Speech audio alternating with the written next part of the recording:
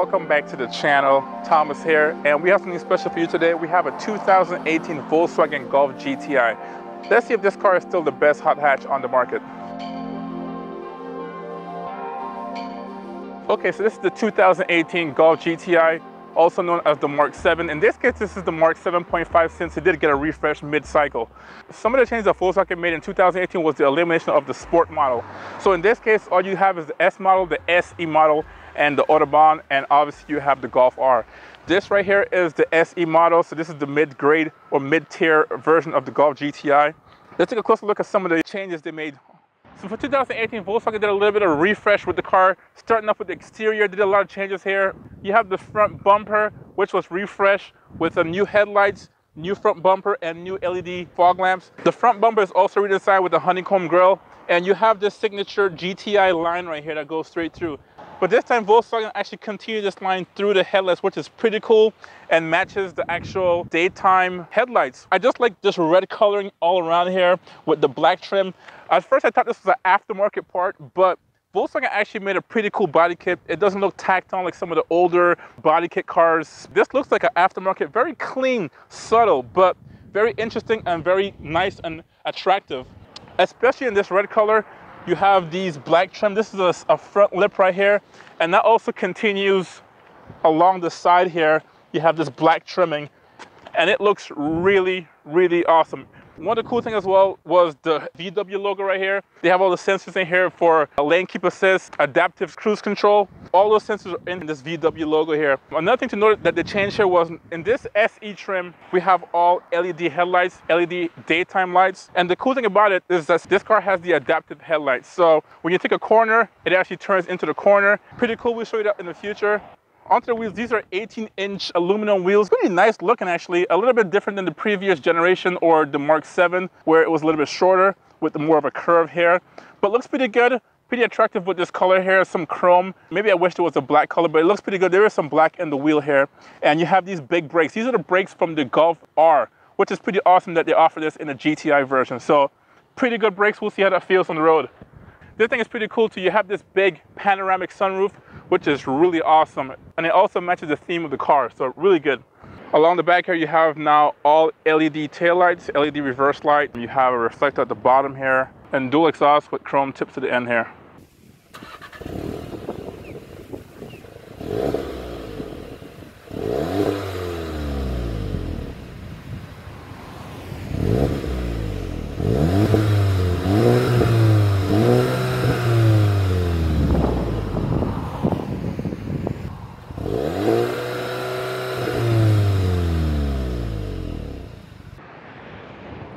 Here you have a spoiler, not too aggressive, but it's there. You can notice it, that small shark fin antenna, and the same for the other side.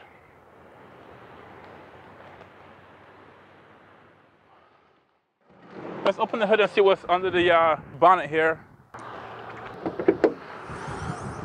What you're looking at here is Volkswagen 2-liter inline 4-cylinder direct injected engine. It is turbocharged.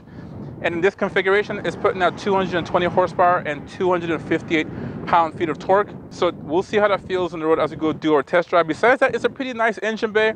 I just wish Volkswagen would have put a nicer valve cover in here. This is the same valve cover you see in all the 2-liters in the Jetta and other cars Volkswagen has. So I wish, since this is the sport model GTI, the hot hatch, you would think it would be a nice different color, maybe a red color, but it is what it is. All right, opening the car is very simple. All you have to do is put your hand behind the door, it unlocks. To lock the door, you just press this button right here, and it locks. Hit it again, you hear it arm, you're good. To unlock, put your hand behind the door, and there you go. Opens up. Let's check out the interior. This is pretty nice. It's warm in here, so let's get the engine started, get the air going. Push button to start. Pretty nice sweep here of the gauges. It is LED backlit, but very legible, very nice, not too confusing. It's a really nice place. Just have this nice little sweeping action right here. The other thing I noticed as well is just the quality, the fit and finish. Everything looks pretty nice. This car is new though.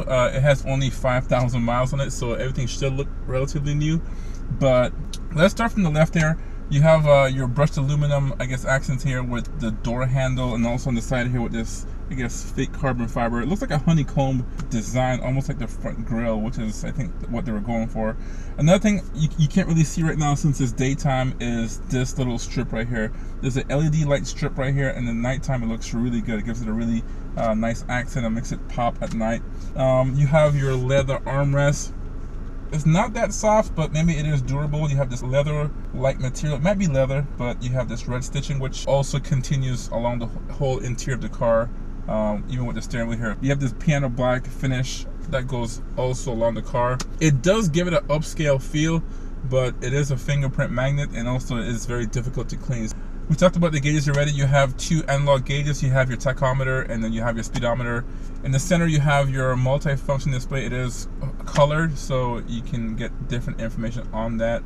Since this is a sports car or an enthusiast car, this does have like a lap timer, so you can track your lap times on the track.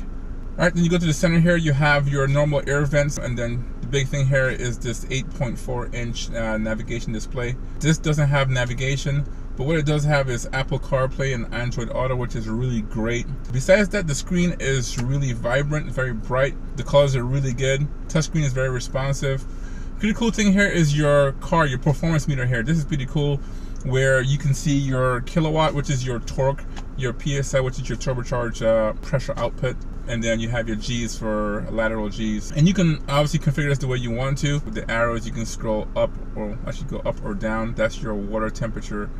And that might be actually pretty cool and helpful on the track as well. Here's your shifter, pretty nice 6-speed shifter. Shifter is not too bad, very short throws actually.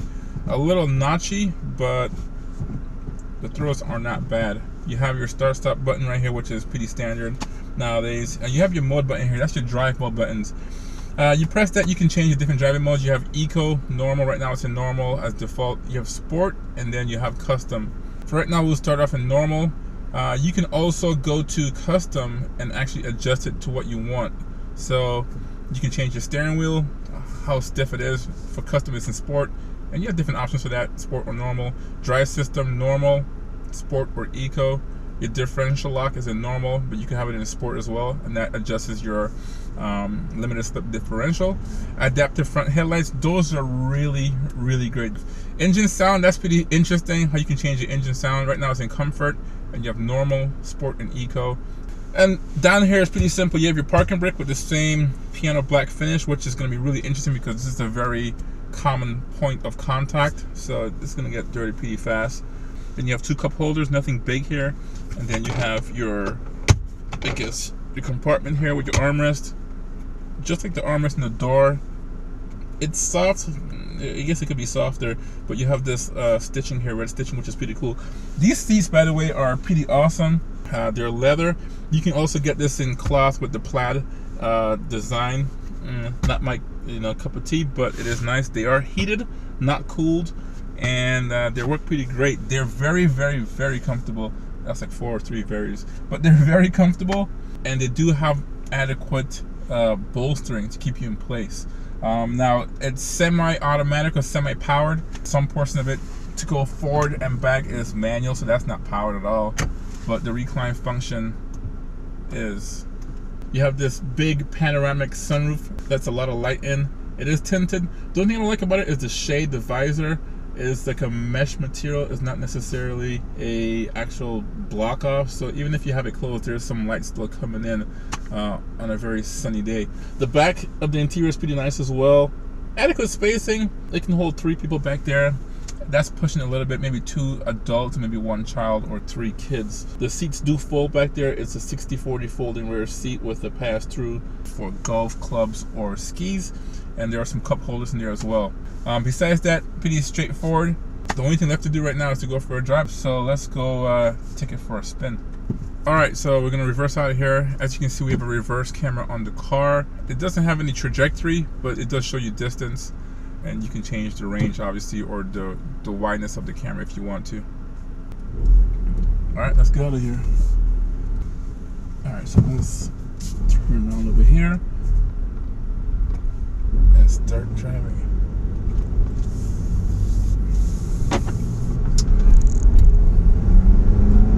Alright. Alright, so first initial impressions here, the clutch is very light.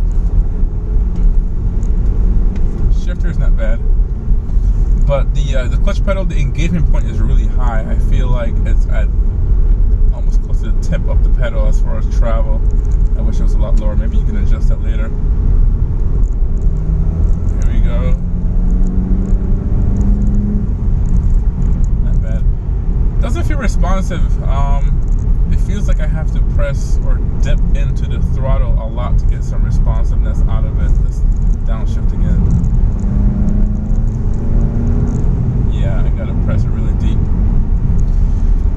Let's try sport mode. Alright, that's a little bit better. That's more responsive for sure. Alright, here's some corners here. This feels really good suspension. There's a car ahead of me, so I can't really get on it like the way I want to. So let's slow down a little bit here.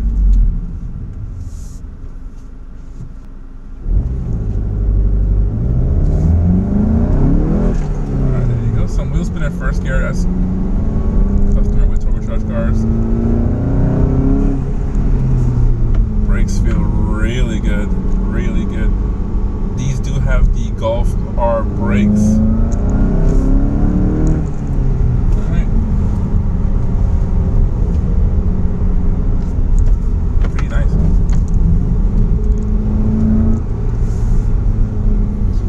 Yeah, these brakes are pretty good, very confidence inspiring.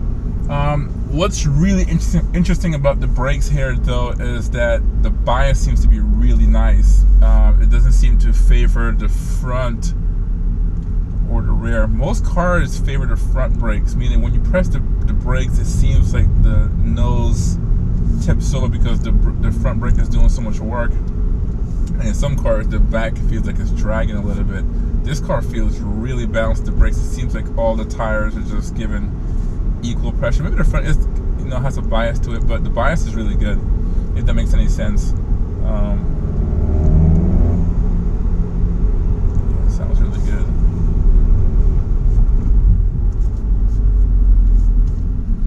All right, we have a truck and a really slow car ahead of us, so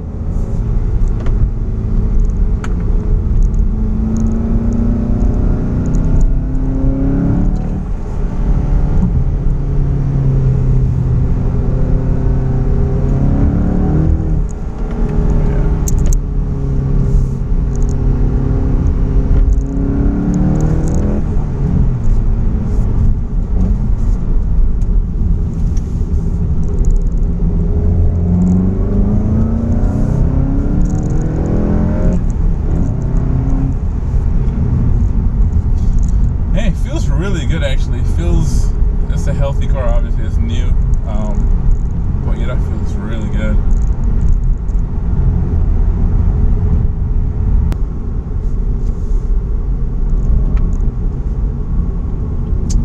Alright, let's put it back into, let's try eco mode here and see how it feels.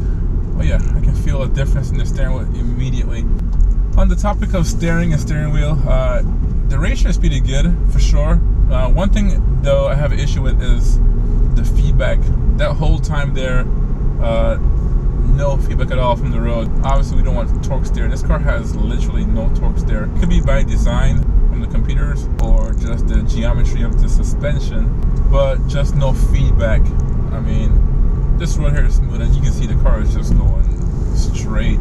It just keeps tracking in a straight line, which is good. It's a new car.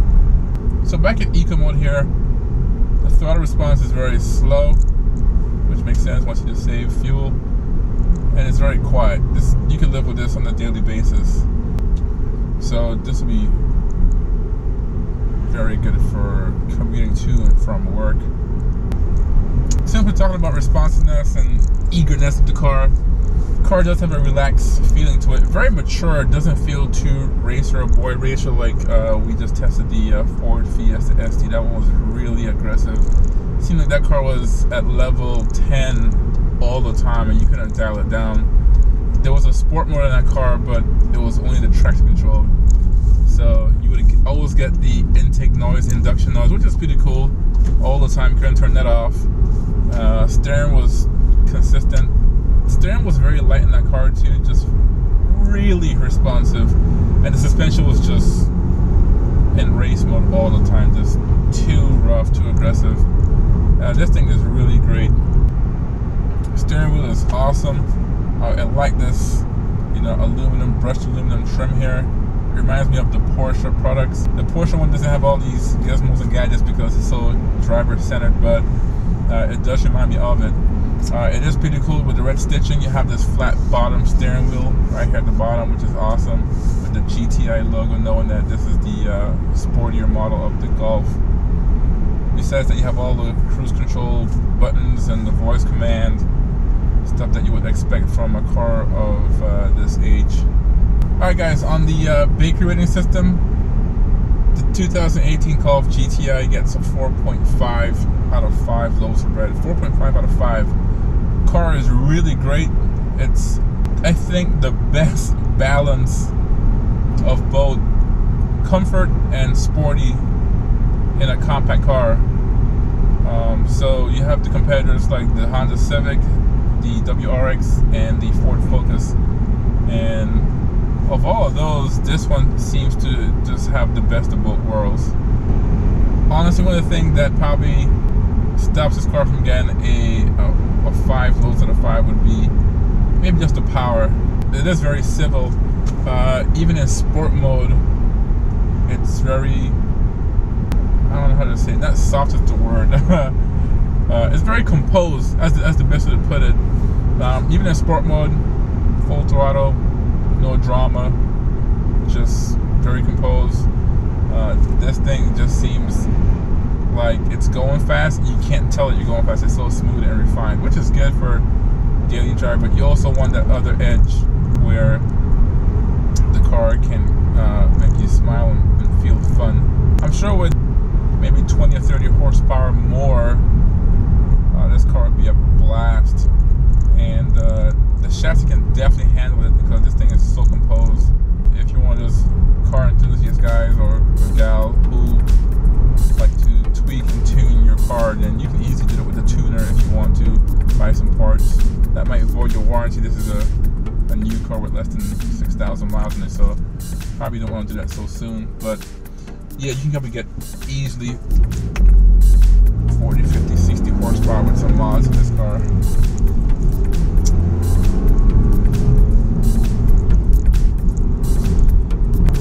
Alright guys, that's it for today's car review. If you enjoyed the video, hit that like button.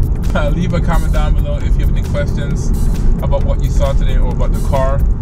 And if you haven't done so already, please consider subscribing to the channel. I appreciate that. That goes a long way, and then you'll be notified whenever I do post any automotive content. So until next time, we'll see you. Peace! And it is spectacular. So let's take a look at this car and see if the GTI is still you. Today we have something a little and today we have a 2018 Volkswagen Golf GTI.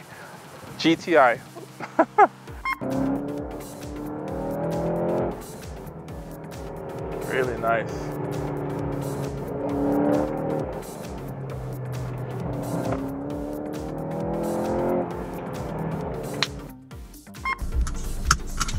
We are home. I don't know what happened.